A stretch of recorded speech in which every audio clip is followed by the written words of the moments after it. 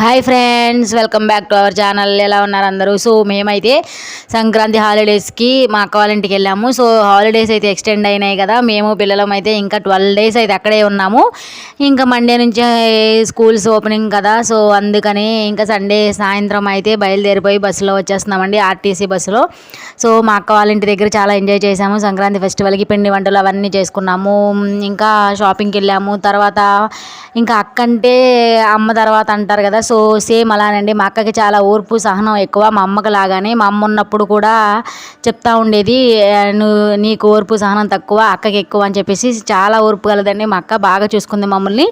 ఇంకా నేనంటారా, నాదంటే మా నాన్న పోలికలండి. కోపం ఆవేశం చాలా ఎక్కువ, కొంచెం కంగారు కూడా ఎక్కువేలండి. సో ఇంతకుముందు కూడా మా అక్క వాళ్ళు మాకు చాలా హెల్ప్ చేశారండి. మా అమ్మకి హెల్త్ బాగోకపోవడం వల్ల తను నాకు చాలా ప్రెగ్నెంట్ విషయంలో, తర్వాత పిల్లల విషయంలో చాలా సాధిందండి. మా అక్క బావ పిల్లలు ఎప్పుడు సంతోషంగా సుఖ సంతోషాలతో ఉండాలని మనస్ఫూర్తిగా కోరుకుంటున్నామండి. ఆ దేవుడు చల్లగా చూడాలని. Please subscribe.